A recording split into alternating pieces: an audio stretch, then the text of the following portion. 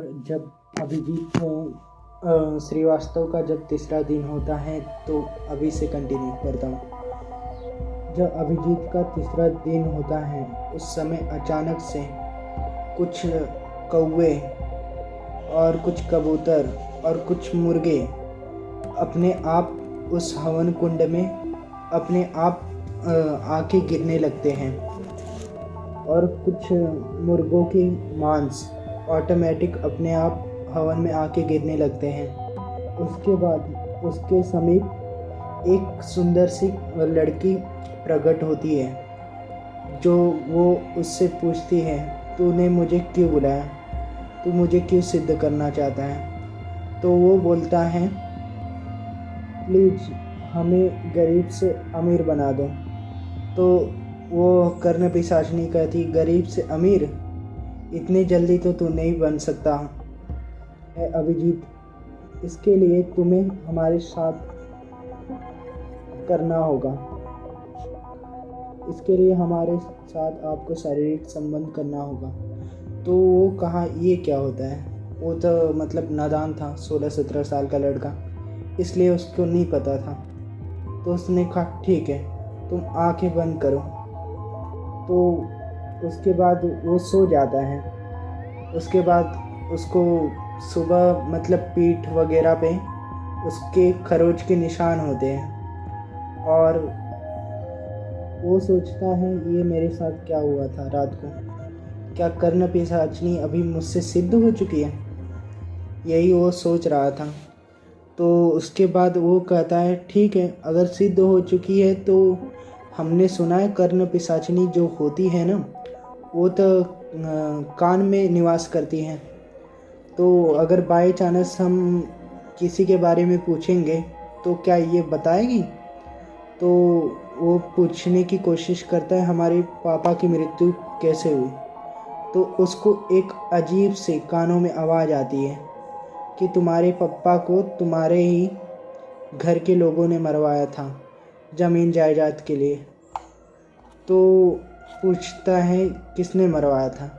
तो उसको पता चलता है उसके जो सगे चाचा थे ना उसी ने मरवाया था। तो वो कहता है, अच्छा।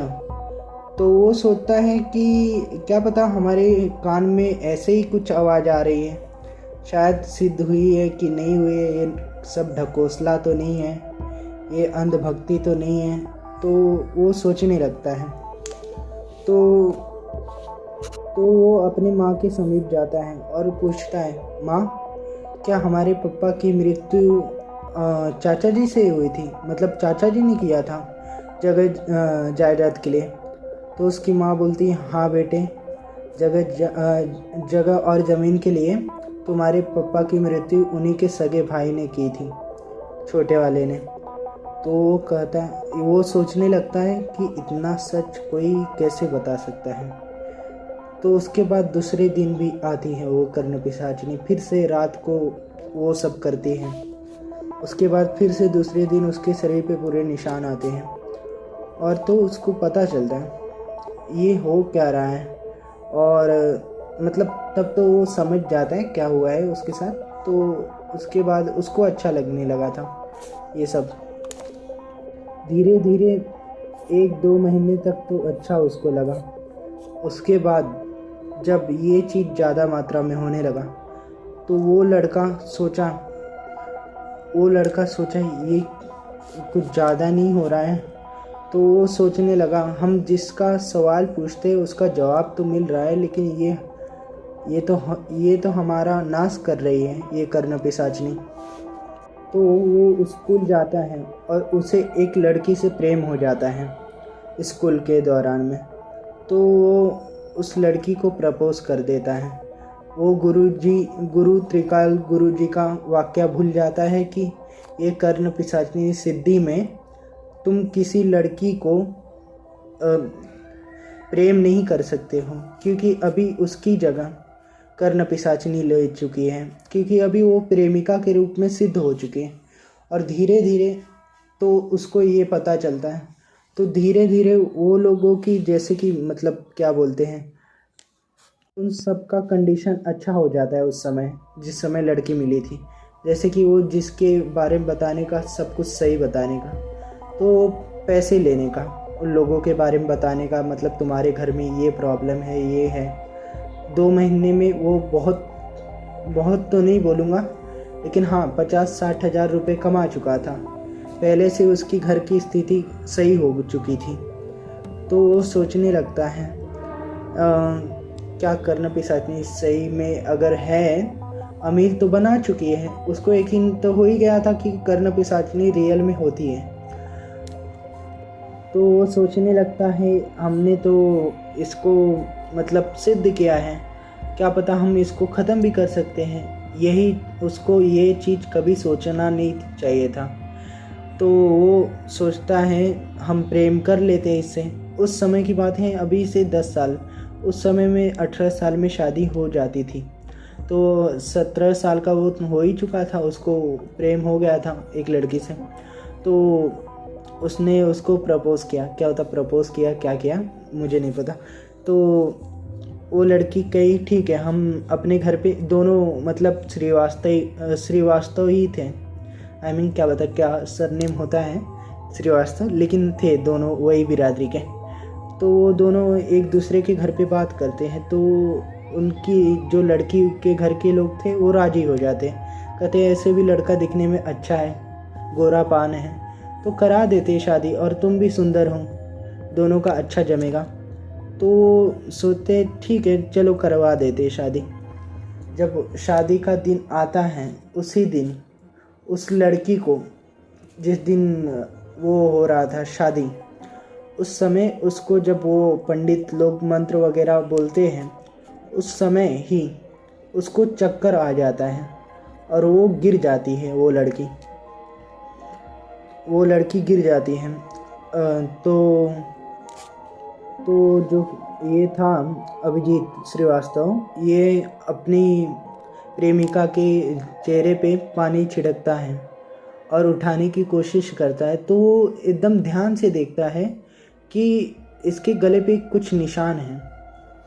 तो वो सोचता है ऐसे कैसे हो सकता है, ये खुद को क्यों मारेगी गला दबा के। तो वो देखता है ये तो मर चुकी है। तो बाद में इसको अचानक से जब ये रोने लगता है, तो इसके कान में एक आवाज़ आती है, करने पिशाचनी बोलती है, इसको हमने मारा, तुमने हमसे धोखा किया, तुम अपना वचन भूल गए कि तुम कभी शादी नहीं करोगे। और तेजी से हंसने लगती है। वो क्या कहती है, अब तुम्हारी माँ को भी मैं मार दूंगी। तो वो डर जाता है, ये तो गलत हो गया। तो वो वही गुरु को ढूंढने के लिए चला जाता है फिर से काशी में। तो काशी विश्वनाथ जो भी है, मतलब काल भैरव का मंदिर, वहाँ जाता है।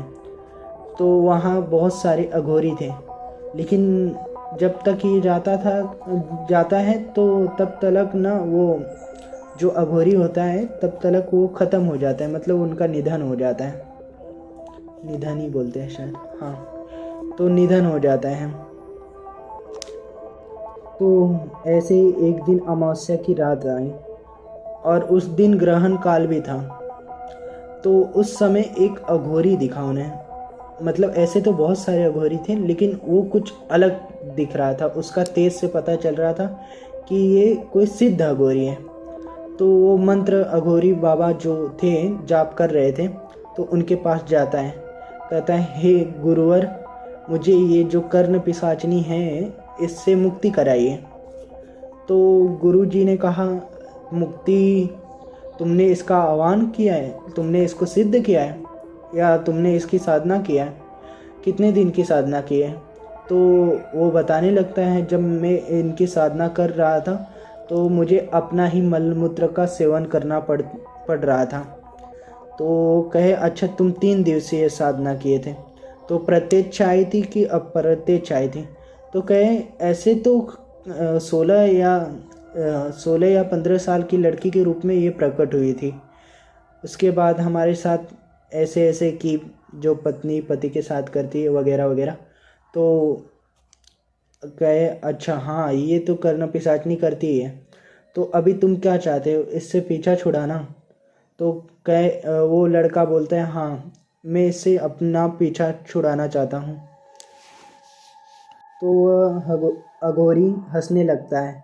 कहा, अरे पगले, तू इस उम्र में क्यों इसकी साधना किया? ये सिर्फ अघोरियों के जीवन के लिए ठीक है, क्योंकि हमारी पत्नियां नहीं होती है, और हम लोग इसको सिद्ध करते तो पत्नी के रूप में करें चाहे किसी के रूप में, हमारे आगे पीछे तो है नहीं कोई मरने वाला। तो वो कहता है, हाँ गुरुजी, लेकिन हम अपने लालच में इसको सिद्ध कर लिए थे। हम सोचे थे सबका भला करेंगे, जिसके बारे में हम चाहेंगे सबके बारे में पता चलेगा, यही सब हम सोचे थे। लेकिन हमें स्कूल में ऐसे ही एक लड़की से प्यार हो गया, और जब हम दोनों की शादी हो रही थी उसी दिन वो मृत्यु को प्राप्त हो गई। तो वो अघोरी कहे, ये तो अभी शुरू है बेटे, अभी उस कर्ण पिशाचिनी का श्राप और तेज लगेगा। तो वह कहता है, गुरुजी कोई उपाय? तो वह कहते हैं, एक ही उपाय है इसके लिए, इसका फिर से तुमको साधना करना पड़ेगा, लेकिन इस बार बुलाने के लिए नहीं, संकल्प में लेना होगा कि तुम इसको हटाना चाहते हो। और संकल्प इस तरह होगा, ये मैं सॉरी बता नहीं सकता हूँ, मतलब ये मतलब गुप्त होते हैं ये सब चीज़। तो वो अघोरी जी उसको संकल्प बताते कैसे लेते, उसके बाद हटाने की विधि। जब उस समय 3 दिन साधना किया ना, तो इसके नाकों से ब्लड आना स्टार्ट हो गया पहले ही दिन में। और दूसरे दिन में मतलब जहाँ जहाँ इसको चोटें लगी थी ना, ऑटोमेटिक फिर से ब्लड आना शुरू हो गया, क्योंकि इस समय हवन नहीं करना चाहिए, हवन नहीं था इस समय, सिर्फ खोपड़ी में दिया प्रज्वलित करना था। तो वो करता है। उसके बाद तीसरे दिन जब वो समीप आती है इसके, ये डर जाता है इतने डेंजरस रूप में। जब फर्स्ट टाइम आई थी ना 3 दिन का साधना करने, बहुत सुंदर लड़की के रूप में आई थी, इस समय ऐसे रूप में आई थी, ये डर गया एकदम। तो ये सोचने लगता है, ये क्या पता ये कर्ण पिशाचिनी है कि कोई और है। तो वो क्या कहती है, हम तुम्हें बर्बाद कर देंगे। उतने में ही अघोरी बाबा पीछे छुपे रहते हैं, तुरंत आते हैं। उसके बाद एक कुछ बॉटल टाइप का खोलते हैं और वो अपना मंत्र बोलते हैं, और उस कर्ण पिशाचिनी को एक बॉटल के अंदर कैद कर लेते हैं, और वो कैद हो जाती है। फिर ये अघोरी का ये क्या कहते हैं, शुक्रिया अदा करता है। तो अघोरी कहता है, इस बॉटल को किसी कब्रिस्तान में वो गाड़ना पड़ेगा। तो ये कहता है, हमारे यहाँ तो कब्रिस्तान तो बहुत दूर है। तो गुरु कहे, आज है, आज तो ग्रहण का रात है, ये चीज़ आज ही करना होगा तुम्हें। तो वो कहता है, ठीक है गुरुजी, चलो ठीक है, हम अपनी बाइक से आपको लेके चलते हैं। तो गुरुजी और ये गए और कब्रिस्तान में गए। तो इसको ऐसे लग रहा था कि अघोरी ने पहले ही बताया था कि तेरे को बहुत सारी आवाज़ें आएगी, जैसे कि तेरी मम्मी का आवाज़ कभी आएगा, तेरे पापा का कभी आवाज़ आएगा, लेकिन तुमको बाइक से पीछे मुड़ के नहीं देखना होगा। तो ये समझ गया था कि मेरी माँ तो अभी घर पे है, तो ऐसे आवाज़ क्यों आ रहे हैं। तो वो समझ गया था कि ये कर्ण पिशाचिनी ही कर रहे हैं। इसके कानों में इतनी तेज तेज चीख रही थी कि इसके कानों से खून आना स्टार्ट हो जाता है। और उसके बाद जब एक रोली का धागा होता है, वो पंडित जी जो भी अघोरी थे उसको मतलब अब क्या बोलते हैं यार, ये क्या लिखा है, मंत्रित करके उस बॉटल को कब्रिस्तान में गाड़ देते हैं। उसके बाद अघोरी जी उसी रात को हवन करवाते हैं। एक कोई प्रतिन अरे यार ये क्या नाम है, एक मिनट रुका, माँ प्रतिंगिरा का हवन करते हैं। उसके बाद वो मतलब वो माँ प्रतिंगिरा मतलब एक देवी है जिसका वो हवन करते हैं। उसके बाद से तो इसको सब कंडीशन पहले जैसे हो जाता है।